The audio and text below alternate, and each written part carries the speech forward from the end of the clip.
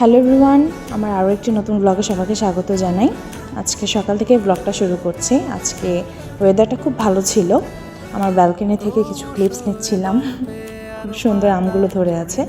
আজকে আসলে আমাদের একটা জায়গায় যাওয়ার আছে। আমরা সীতাকুণ্ডুর ওই সেটটাতে যাব আমাদের একটা ফ্যামিলি ইভেন্ট অ্যাটেন্ড করার জন্য। সাথে একটু ব্যালকনিতে দাঁড়ালাম।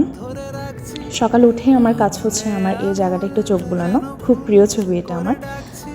সাথে সাথে রেডি হয়ে নিলাম অল্প সময়ের মধ্যে, বেশ কিছু করলাম না, হালকা একটু মেকআপ করে রেডি হয়ে গেলাম। এরপর একটু দেখে নিচ্ছিলাম নিজেকে। আমরা বেরিয়ে পড়লাম। রাস্তাঘাট খুব ফাঁকা ছিল, সকাল সকাল খুব ভালো লাগছিল। আমরা বায়জিৎ লিং রোডটা ধরেই এগোচ্ছিলাম, ওই সাইড দিয়ে যাচ্ছিলাম সীতাকুণ্ড। নিজেকে একটু দেখে নিচ্ছিলাম, কারণ কিভাবে অল্পের মধ্যে কী করলাম জানি না। এই বিচ্ছুটার সাথে দুষ্টুমি করছি। এ আমার ভাইয়ের ছেলে হয়, দেখুন কি দুষ্ট হয়েছে। এই ফুলগুলো খুব ভালো লাগছিল দেখতে, সেজন্য ভাবলাম একটু ক্লিপস নিয়ে নিই। ওখানে গিয়ে আর তেমন কোনো ক্লিপস নিলাম না। সাথে সাথে তুফান শুরু হয়ে গেল, ওয়েদারটা চেঞ্জ, খুব বৃষ্টি হচ্ছিল। খুব বৃষ্টিতে একটু ছাদে গেলাম দেখার জন্য, ভালো লাগছিল, ঠান্ডা ঠান্ডা।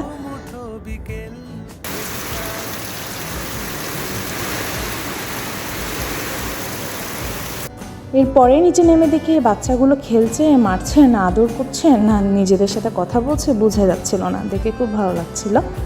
এরপর আমি একটু ছাদে গেলাম, নিজের কিছু ক্লিপস নিলাম। আসলে ঠান্ডা ওয়েদার তো ভালো লাগছিল ছাদের মধ্যে, খুব সুন্দর। কিন্তু চারপাশ খুবই অন্ধকার হয়ে গিয়েছিল, খুবই অন্ধকার হয়ে গেছে। আকাশের মেঘ দেখে বোঝা যাচ্ছে মনে হচ্ছে খুবই বৃষ্টি হবে, কিন্তু পরে তেমন বৃষ্টি হয়নি।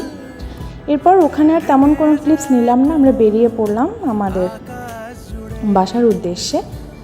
এরপরে এই বিচ্ছুটা দেখুন দাদুর সাথে দুষ্টুমি করছে সামনে বসে। এই তো পথ শেষের দিকে।